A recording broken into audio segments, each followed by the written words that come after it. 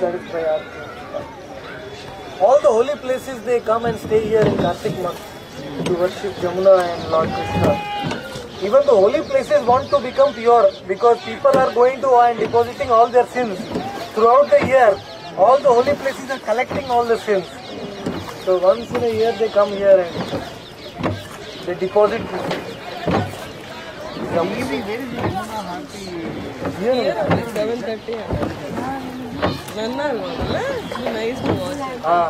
And you have to see the opposite side looks better. I think they climb on the top of the tree. Oh, is it?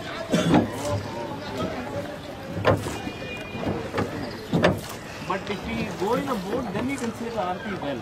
Yeah, that way the people do that. They go on a boat to see. Otherwise, staying there, you can't see. Wrong type of people. Love to see the gods and the Aarti.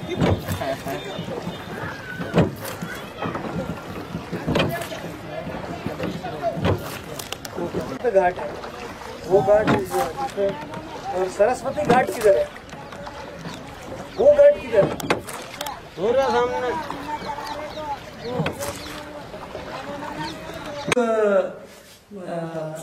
Adivara, this deity, Right. and he brought the deity to Lanka and he started worshipping this. And when Ram attacked Ravana, he conquered everything. He brought this Krishnavara deity. He brought the Krishnavara to Ayodhya. Ayodhya. Oh. And when in Ayodhya, the Lord himself worshipped this deity. And then when Shatrughna, he left Ayodhya to come to Mathura to kill that demon, Lavanasur. He came here. Then he brought the deity from Ayodhya to Mathura. Mathura. Oh. So that deity So a is long history. So Shatrughna. it is from the time of Swayambhu Manu. Means how much? So now what we are seeing is what is installed by Shatrughna. Yes. That is again It is 20. That is again 4 kalpas behind. No? This is around 24. 2 billion years old. This Yeah, 4 kalpas behind. 2 billion. Because this is 28. Only half day of Brahma, 1/4 day of Brahma. Right. I think one of the most ancient deities on this earth. Amazing. We can take a photograph from it. चरणों की भक्ति देना, चरणों की भक्ति देना, एक बार कर.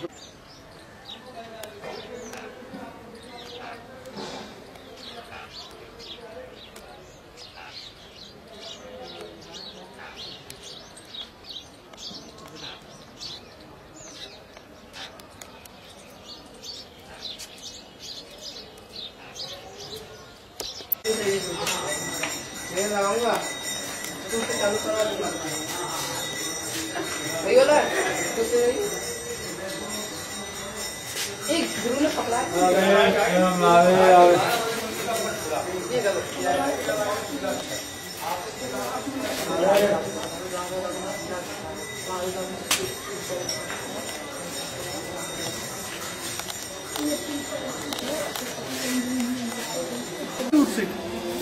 He was so humble, he did not want to show his transcendental emotions to anyone. Even his tears, he would capture it in the eyes only. He would not let it fall, he won't show it to anyone. So Sankirtan was going on and Rupa Goswami was standing at a stone on one side. All Vaishnavas would stand up to him. You are experiencing the highest ecstasy.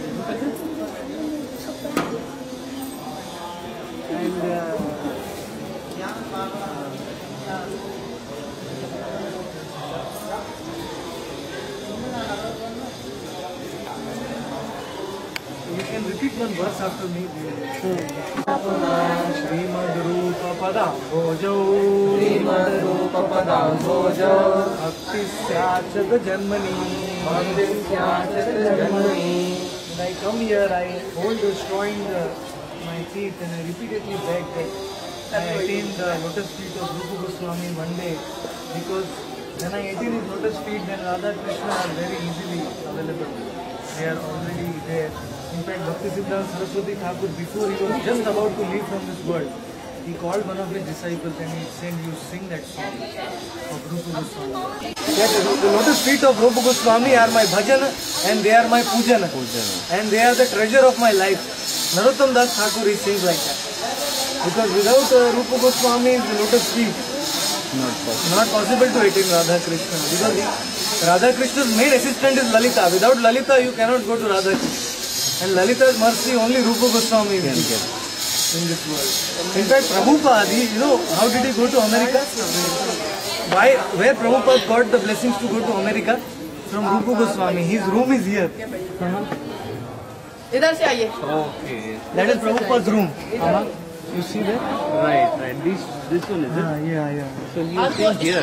ISKCON के प्रभु जी का भी दिखाएंगे. पहले आप परिक्रमा कर लो, नहीं तो वो भी बंद हो.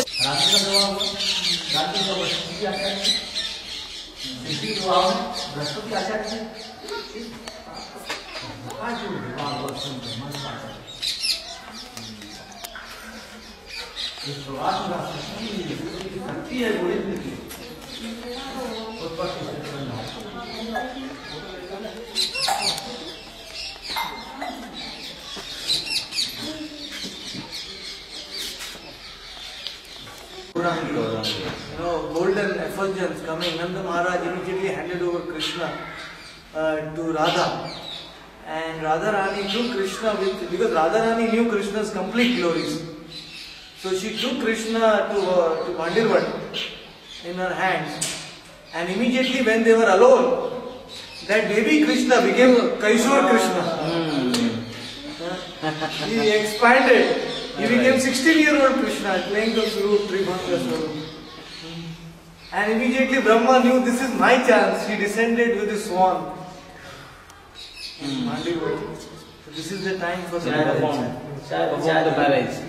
Radha Rani says that before Krishna sees any other gopis, he will first marry me only. So this is small. So Krishna, then Brahma came, then suddenly Lalita Vishaka also they manifested from the bushes somewhere. You know, here Vrindavan, all secret messages are all conveyed from the gopis. Everybody knows. So Lalita Vishaka also they came out, and then Brahmaji was very very happy to Chaturmukh Brahma. He had 4 heads. So अपने 4 sir से उन्होंने मंत्र का पाठ किया, वैदिक मंत्र का, राधा कृष्ण के विवाह में.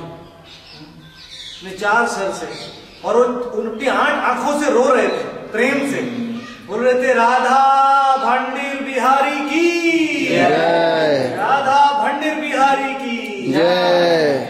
He was so happy. He was crying ecstasy. बोले मेरा जीवन आज सफल हुआ. मैंने ऐसा विवाह तो मेरे पूरे आयु में नहीं किया. ब्रह्मा जी 100 साल जीते, मतलब हमारे कितने 311 ट्रिलियन साल, खरब अरब, हमारे खरब अरब साल हो गए. उतने साल तक जीते हैं ब्रह्मा, लेकिन ये विवाह करने का उनको एक ही बार चांस मिलता है. वो भी हमारा नहीं मिलता. 27 में तो 28 में 28 में एक दिन में एक बार उनके एक दिन में एक बार वो राधा कृष्ण का विवाह. लेकिन वो हर बार भी लीला होती, उसमें हर बार भी विवाह होगा कि नहीं वो भी गारंटी नहीं. थोड़ा सा स्वरूप चेंज हो जाता है, वैसे घटनाएं तो वही होती है. घटनाएं कभी कभी अलग होती है. थोड़ी बहुत अलग हो जाती है. भगवान कालिया के ऊपर सवार होकर कंस को मारने के लिए एक कल्प में अलग लीला हो. एक कल्प में उन्होंने राक्षस को मारने के लिए गोवर्धन उठा के फेंका. अभी ये कल्प में तो ऐसा नहीं हुआ. अलग अलग लीलाएं. तो इसलिए भांडीरवट में जब ब्रह्मा जी आ गए तो ललिता विशाखा भी उपस्थित हुई.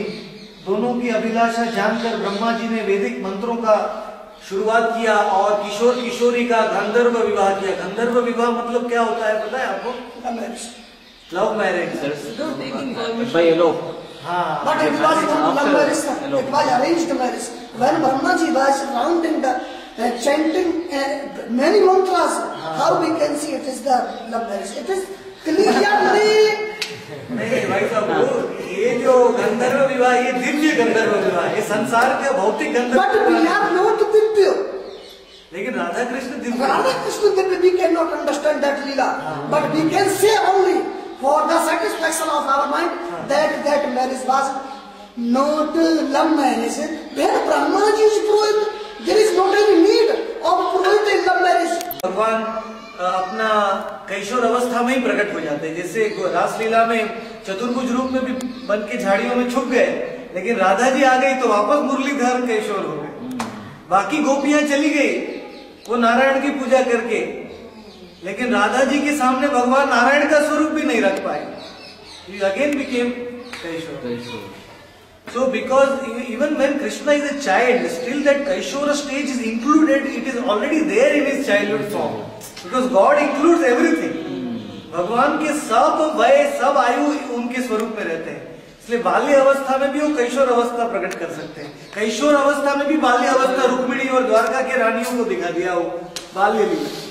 तो कोई भी लीला वो कोई भी अवस्था में दिखा सकते हैं। तो इसलिए राधा और कृष्ण एक दूसरे को जब देखा उन्होंने, तो वो कितना आनंद का समुद्र उठा वो हम कल्पना नहीं कर सकते हैं। इधर भांडीर वट में कि चैतन्य चरितामृत में वर्णन है कि जब श्रीमती राधा कृष्ण को देखती हैं तो उनको पता चलता है कि भगवान मेरे सौंदर्य को देख के प्रसन्न हुए हैं, तो राधा जी का सौंदर्य और बढ़ जाता है। By thinking that Krishna is pleased to see me, और राधा जी का सौंदर्य और बढ़ के देखते भगवान का आनंद और बढ़ जाता है, और भगवान का आनंद और बढ़ गया तो राधा जी को लगता है कि मैंने भगवान का आनंद और बढ़ा दिया, तो ये सोच के राधा जी का सौंदर्य और बढ़ जाता है, और बढ़ के देख के भगवान का आनंद और बढ़ जाता है। तो ऐसा कंपटीशन होता है कि उसका कोई अंत नहीं है। और सबसे ज्यादा आनंद तो राधा कृष्ण से भी ज्यादा आनंद किसको आता है? सखियों को आता है, गोपियों को। जो सखियां और मंजरियां हैं वो बताई है कि वो लता, राधा कृष्ण की जो लता की अलग अलग पत्ते हैं, और जब लताओं को आनंद मिलता है तो पत्तों को तो और भी आनंद मिलता है। और सखियां और मंजरी, इसीलिए हमारे सब भक्त चैतन्य महाप्रभु ने हमें सिखाया है गोपीर पद कमल दास दासाम दास। जय हो। कि हम राधा कृष्ण और सखियों भी नहीं बनना चाहते, हम सखियों की दासी मंजरी भाव हमें बताया है चैतन्य महाप्रभु ने कि you become the assistant of the सखी। क्योंकि सखियां हैं उनकी उम्र राधा जी के सेम है, 16 साल 15 साल 14 साल ऐसे हैं। तो जब राधा कृष्ण अंतरंग लीला करते हैं तो सखियां नहीं उपस्थित रह सकती है, because they are little shy to do those लीलास विद द सेम एज गोपीज। 11 to 12 year मंजरी। लेकिन मंजरी जो 11-12 साल की हैं, छोटी हैं, तो वो उपस्थित रह सकती है जहाँ राधा कृष्ण की अंतरंग लीलाएं होती है। तो इसलिए भांडीर वट में तो बहुत अद्भुत आनंद, एक दूसरे के सौंदर्य को देख के मुग्ध रह गए, और सखियों ने प्रसन्नता पूर्वक विवाह काल के समय में सुंदर गीत गाए, उस विवाह के अनुसार जो संगीत, और एक दूसरे के ऊपर हार चढ़ाए राधा और कृष्ण ने, और आकाश से देवताओं ने पुष्प की वर्षा किया भांडीर वन के ऊपर, और देखते देखते खुशी क्षणों में विवाह संपन्न हो गया। और बाद में ब्रह्मा जी ने सोचा अभी मैं राधा कृष्ण की लीलाओं में और दखल नहीं दूंगा, ब्रह्मा जी वहां से अदृश्य हो गए ताकि